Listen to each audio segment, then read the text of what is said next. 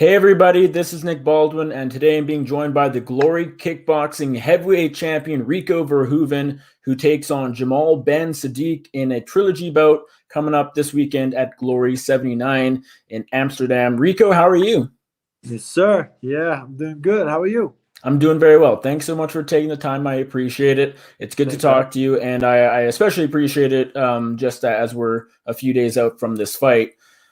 First of all, I just want to ask, you were initially supposed to be fighting Alistair Overeem on Saturday. He fell out of the fight with an injury. In comes someone that you're quite familiar with, someone you fought twice in the past.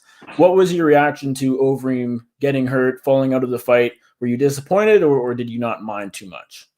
No, of course, you're always disappointed. You're focusing on that one opponent throughout the whole preparation. So preparation takes like 3 to 3.5 months. So, and then a few weeks out of the fight when your opponent drops out. Yeah, that sucks. But in the end, we stay flexible and we adjust. We mix it up, and I'm just happy to be able to do what I love to do. We got a different opponent, so let's do it.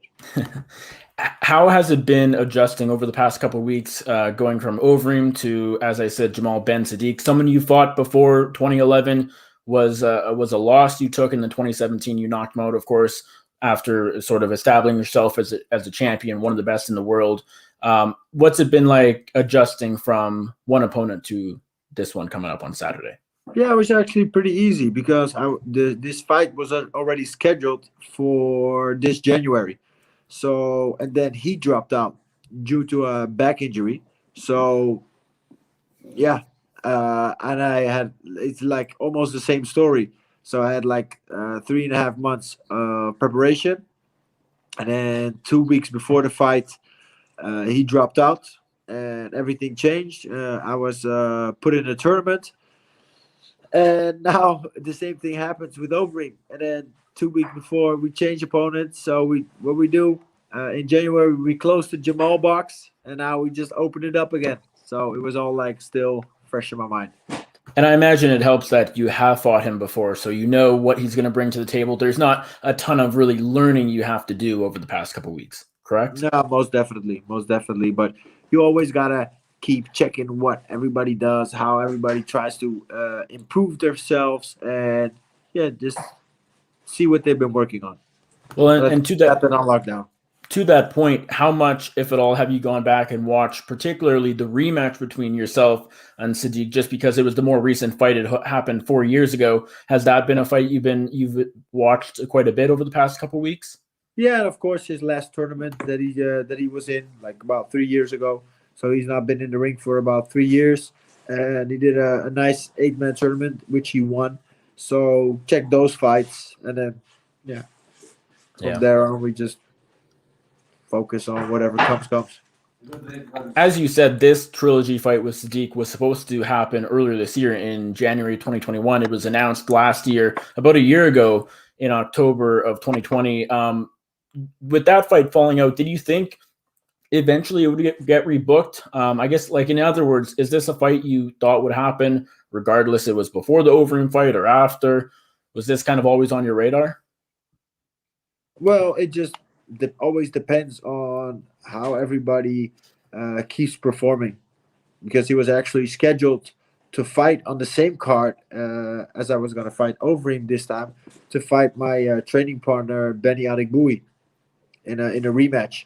So yeah, then it's always you got to look at like how is he going to perform in this fight, and then from there, yeah, maybe he was going to be next or after that fight or whatever. Maybe he wanted to get back in the game a little bit because he didn't fight for about 3 years. But yeah, life decided that right this moment this fight was going to happen. So Yeah. that is what it is.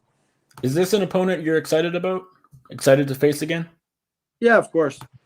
Of course, he's a top athlete, and he's definitely in the top three of the division. So yeah, just excited about the fight and happy that we're still able, even though we had somebody dropping out. we can still do I can still fight and defend my title with a good opponent that is prepared to fight. So do you feel any sort of extra pressure just given the fact that he's the one stepping into the title fight on short notice? You beat him 4 years ago. Any pressure like that or not really? no, not really. We're just focused at what we're doing, and every time, every fight, there's a lot of pressure. Everybody wants to win. Everybody wants to take what I have. So the pressure is always the same. Yeah. Are you excited about capping off this trilogy with Saddik? Of course, just to close this book and maybe open another book. Let's do it. For sure. Well, to that point, is Overeem someone you still want to fight? Do you see that fight happening perhaps after this one? Of course, I hope so. I hope he gets back. He gets well soon, and we can do it again. Or well, at least we can do it again. We can set up the fight again. Yeah. Has Glory talked about that at all? Have they said to you, yeah, this is the plan, or are you just hoping at this point? Yeah, I'm just hoping, and it always depends on how somebody recovers, of course. That they have an injury that's too bad, and it's always like, yeah, you got to see like how somebody recovers from an injury like that. I know Glory said it's a minor injury, so hopefully he won't be out for too long, and hopefully that fight can get rebooked. Just on that topic, what did you make of Overeem coming back to kickboxing? Obviously, he had spent the last 10 years or so in the UFC fighting as an MMA fighter. What did you think about him coming back and that decision he made? Yeah, it wasn't really a surprise, I think, because his base was already his base. He also did some kickboxing in the past. He was K1 champion. So he came from MMA into kickboxing, and then from kickboxing went back to MMA. So did I really anticipated it?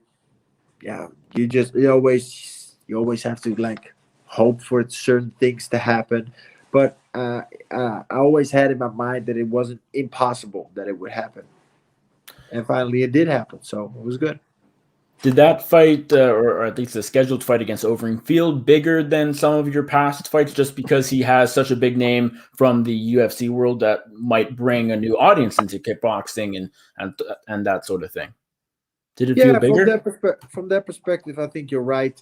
I don't think it's a bigger fight or whatever, but it is a big fight that would have brought some new faces and some new audience to the whole kickboxing scene. So from that point, I think it's good to keep putting fights like this up and just try to attract new people, and let's showcase how kickboxing is the most exciting combat sport to watch.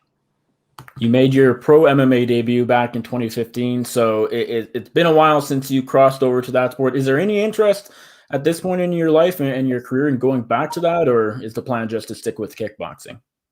No, the plan is to just stick with kickboxing. You know, I'm convinced that when you're not really like passionate about something and your ambition is not to be the very best at something, you will never be the best at that. So at a certain point, I just ask myself the question, do I want to be the best MMA fighter? No, not really. And then in kickboxing, I'm already the best, and I got a great offer from Glory, and I just thought like, let's just stay doing it what we're doing now and just enjoy it. And to be the very best at MMA, I gotta start from the bottom again. And do I want that? Do I see that for myself? No, not really. The next ambition for me is more into acting and entrepreneurship. So I mean, as they say, why change what's working? You're the best heavyweight kickboxer. Why try something else, right? Well, it is a possibility because we have multiple examples of kickboxers doing it. So if you are looking for a new challenge or whatever that is that you're looking for in your life, it is a possibility. But for me, that's not what I'm looking for. So when did you come to that realization or that determination that you weren't going to fight in MMA again? You would just have the one fight and that was it? When Glory gave me came back with me with an amazing offer, and I thought like, yeah, this is an offer I can't refuse. So, and then Yeah. I just put everything on a scale and just I was like, yeah, do I really want the best to be the best MMA fighter? I don't know. Uh, Probably not. And what's my next ambition? What do I see myself doing in the future? And I thought like, yeah, I love the acting game. I've been doing kickboxing my whole life, and yeah, let's see what else we can do. Yeah. So it's more from that. Well, you'll always be able to say that you did try MMA one time and you did win that fight. What would you say that experience was like? How would you describe it looking back 6 years later? Yeah, it was a good experience. Really enjoyed it. Really enjoyed it, but it's totally different.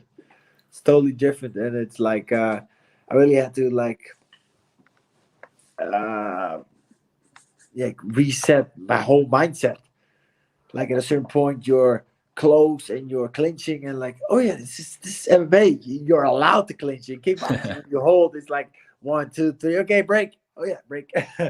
Now it's just you're allowed to hold and throw somebody on the ground. And when you're on the ground, just like wow, keep punching. I was like punching and looking at the referee at the same time. I was like, pow, pow. He's not punching back, so it was just like totally different experience. But yeah, definitely enjoyed it. Are you glad you did it in hindsight?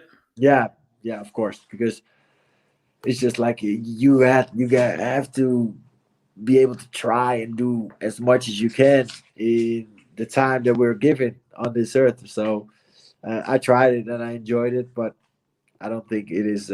It was set out for me to be the Sure. greatest in MMA. And last thing for you, Rico, you Yeah, mentioned being an actor and being an entrepreneur. Are these things you see more so after you are completely retired from fighting, from kickboxing? Is that something you can do, as your kickboxing career is still going on? yeah, I'm trying to just like Intertwine it. yeah, yeah, to do both a little bit at the same time, but it's hard. It's hard to be an active athlete, and entrepreneurship is working pretty well because I got a lot of people uh, looking out for the businesses that I'm in with, and um, I just have like a not a full time role in everything, so that makes it a lot easier for me.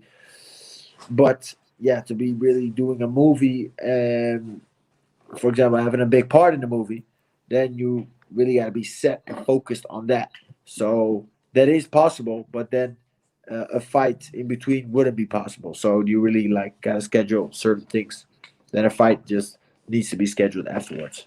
So then I guess to follow up on that, have you in the past year or so, have you had any thoughts in your mind about, hey, more and more fighters are retiring at a bit of an earlier in age. Khabib retired in the UFC as he was the champion.